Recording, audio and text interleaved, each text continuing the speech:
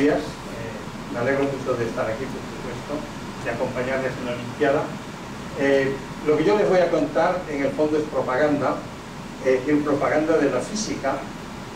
Es un mal sitio para hacer propaganda, porque yo sé que los que estáis aquí sois los mejores alumnos de física de Iberoamérica, o sea, de los diferentes países, y entonces ya tenéis la idea clara de que la física sirve para algo y que además es interesante, o sea, que no es el buen sitio para hacer propaganda.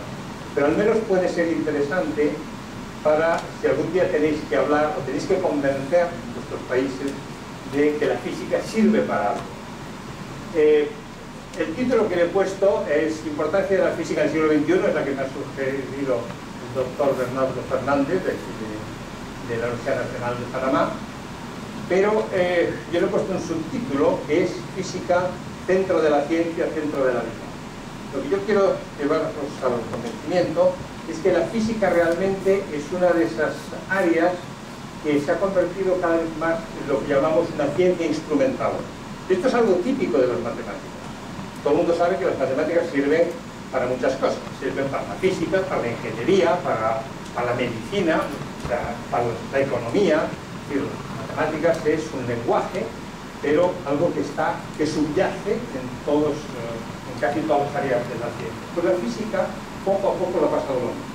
No se puede hacer, por supuesto, química sin tener una base en la física, no se puede hacer ingeniería sin tener un conocimiento serio de la física, no se puede hacer medicina ni biología sin física, porque si ustedes van a un hospital, lo primero que les choca es la cantidad de física que hay ahí, todos los aparatos, desde los de rayos X hasta los de tratamiento de cáncer, todos los aparatos que ustedes vean son todos de física, todos los aparatos desarrollados por la física, además en los últimos años.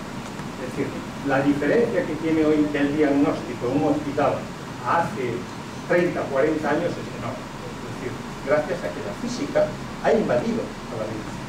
De hecho, puedo contar mi experiencia en mi país, en España. Hace 40 años ningún físico trabajaba en un hospital. Y es a partir del año 70 que comienzan 3 personas a trabajar en 3 hospitales, además en Madrid, y poco a poco han ido metiéndose en los hospitales y hoy, por ley, todos los hospitales tienen algún físico. Y hay más de 600 físicos en todos los hospitales del país. Es decir, que es absolutamente necesario, por ley, y además por necesidad, que los físicos trabajen en eso. Entonces, hoy la física pues ha invadido incluso la economía. Si ustedes ven en muchos bancos, yo conozco por ejemplo mucho 2 bancos españoles, que son, algunos de ellos son conocidos aquí en Iberoamérica, el BBVA y el Banco Santander. Bueno, el BBVA, que tenemos relaciones especiales con nuestro físico, pues ahí tienen muchas de las personas que trabajan en los departamentos de análisis financiero, son personas que tienen una carrera o unos estudios de física. El porqué es muy simple, eso me lo explicaba el presidente del BBVA, porque los físicos dan un buen resultado, son personas que están acostumbrados a hacer modelos para interpretar la realidad. Y entonces con esos modelos son capaces de hacer un análisis financiero, un análisis de perspectiva, digamos, y eso es útil para los bancos. Si no fueran útiles, no estarían ganando buenos sueldos en la vida. Entonces, ven ustedes que la física es absolutamente omnipresente. Yo recuerdo hace algún tiempo, en una revista, se hacía una pregunta a muchos estudiantes de qué les parecía eso de la física, si les parecía interesante o no. Bueno, pues esto es una estudiante de bioquímica y, como ven ustedes, lo que dice, lo que afirma, es que, por supuesto, piensa que para conocer los procesos fundamentales de la vida es indispensable conocer libros de física, como por ejemplo ahí cita uno de ellos, el Alonso King, que es un libro, digamos, de física. Además, ustedes saben que el Alonso King es un libro escrito por Marcelo Alonso, que es un hombre de Iberoamérica, que era cubano, desgraciadamente ha fallecido muy recientemente, y es una persona que se ha movido. Yo lo he encontrado en Colombia, lo he encontrado en varios sitios de Iberoamérica, estaba en España. Entonces es uno de los buenos libros digamos, a nivel de física general. Aquí tienen otras afirmaciones, ¿verdad?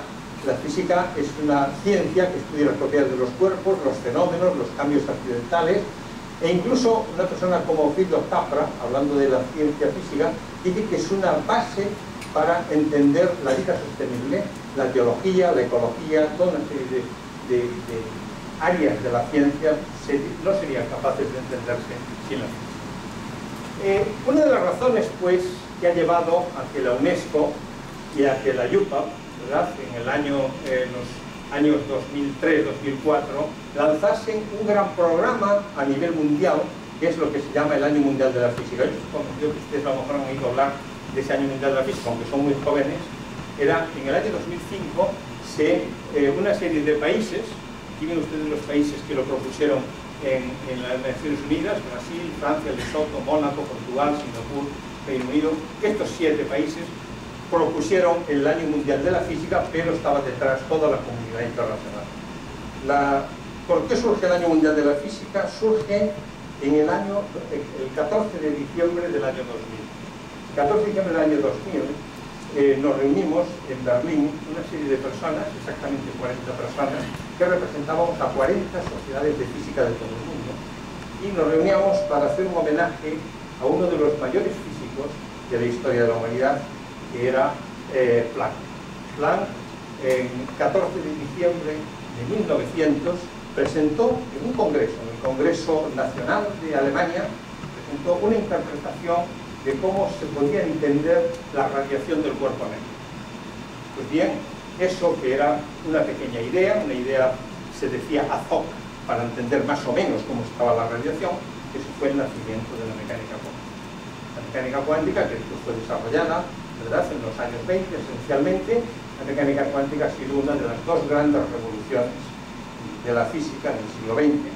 Ustedes saben, y el otro día he leído en una de las revistas, en el Economist, que se habla de que la mecánica cuántica, es decir, 1 de cada 4 monedas en el mundo, cada 4 dólares, cada 4 euros, está relacionada a la mecánica cuántica. O sea, la importancia económica de la mecánica cuántica es tan brutal que la 4ª parte de la economía mundial depende de ella. Esto es increíble. Bueno, pues esto es una pequeña idea que el 14 de diciembre de 1900 presenta Planck en un congreso. Y es una idea teórica. O sea, que a veces ustedes... Bueno, Carlos hablaba de toda la importancia que tiene la investigación experimental en la física. Yo estoy en otra banda, pero como dice Carlos, estamos muy relacionados, que yo soy un físico teórico, o sea, provengo del mundo de la investigación en física teórica, pero la física teórica probablemente un poquito más lejos, un poquito más tiempo, pero está en la base de muchos de los desarrollos aplicados y de los desarrollos industriales. Bueno, pues en el año 2000 celebrábamos el centenario de esa idea de Planck, y alguien propuso, en ese momento Martial Duclos, que era el presidente de la Sociedad Europea de Física, dijo: tenemos un problema, cada vez tenemos menos estudiantes de física en las universidades de todo el mundo, porque la física cada vez se ve como una cosa más difícil, una cosa que la gente puede imaginarse que no sirve para nada. Entonces, dice, debemos de salir al paso de eso y hacer un gran año mundial para explicar, no a los físicos, porque los físicos ya creen en la física, pero explicarle a la sociedad para qué servimos y la importancia de la física. Entonces, esa fue la gran motivación. Fue aprobado por la Sociedad Europea, por la IUPAC y después por Naciones Unidas, y en el año 2005, entonces, hizo un año dedicado a la física. Aquí tienen ustedes el logo mundial, el año de la física. Y la idea de este Año Mundial de la Física era promocionar el conocimiento de la física, promocionar la enseñanza de la física, y ustedes saben que eso es uno de los temas que yo siempre he insistido. Durante varios años he sido el presidente de la Real Sociedad Española de Física, el equivalente a la Sociedad Panameña que preside Dani Ballesteros. Entonces, esa Sociedad Española de Física, uno de sus grandes intereses es la educación, y es, por ejemplo, las Olimpiadas.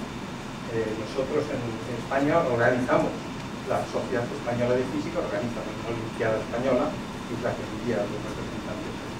Entonces, uno de los temas es la educación. La educación en la enseñanza de la física es muy importante para atraer o no a la gente a la física. Por ejemplo, si ustedes se imaginan que en la enseñanza secundaria a los alumnos se le ponen cantidad de fórmulas, se le pone el plano inclinado con flechas, eso probablemente le aburra a muchos alumnos. Sin embargo, si ustedes, la física es una ciencia experimental, ustedes les hacen experimentos y les motivan Es decir, eso es tan importante que atrae mucho la física. Yo tengo ejemplos incluso en mi propia familia. Tengo una hija que lo último que quería haber hecho jamás era física, según me dijo, pero tuvo un profesor que hacía experimentos y entonces se enamoró de la física, hizo física, aunque al final se dedicaba a las matemáticas. Pero bueno, eso es un pequeño fracaso. Pero es realmente importante el acercarse a la física dependiendo del sistema educativo.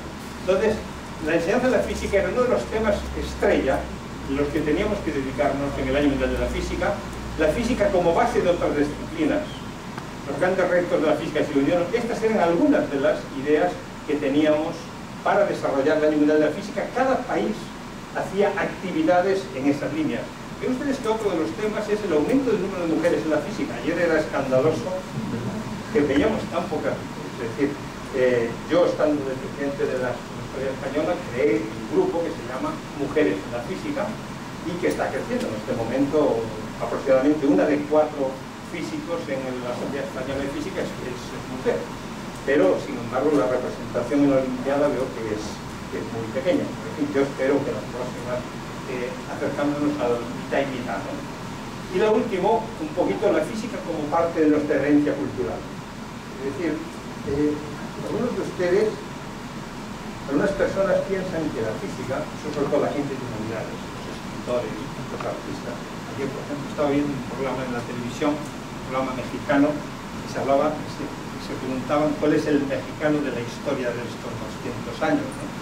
Entonces había una serie de nombres y la gran mayoría de los que hablaban y que llamaban por teléfono proponían como el mexicano de estos 200 años personas o de humanidades o políticos, pero muy poca gente proponía científicos.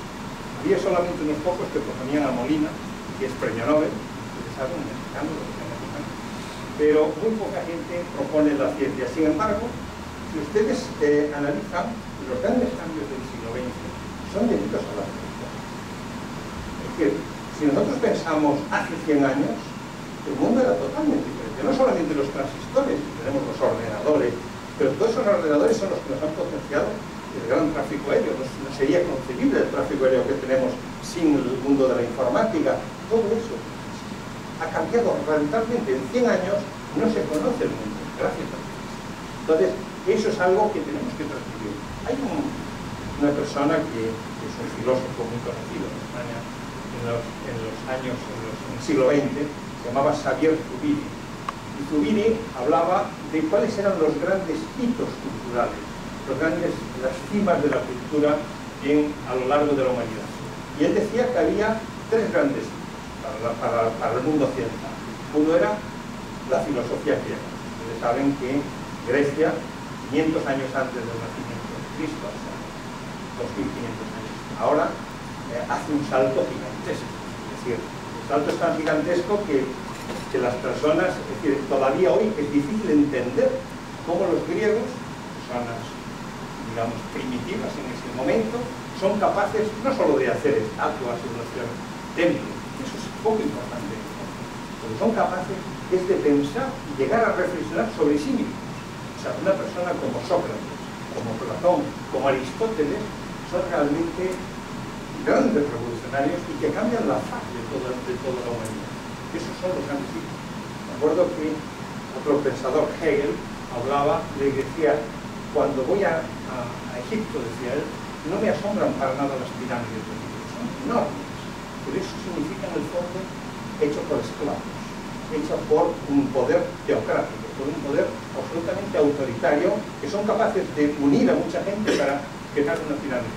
Dice, lo que realmente me asombra es la capacidad que tiene una persona como Sócrates de mirar hacia sí mismo, o los geómetras que son capaces de analizar la geometría como Euclides, como Arquímedes, los grandes científicos. O sea, la filosofía griega es el gran salto de comienzos del hombre.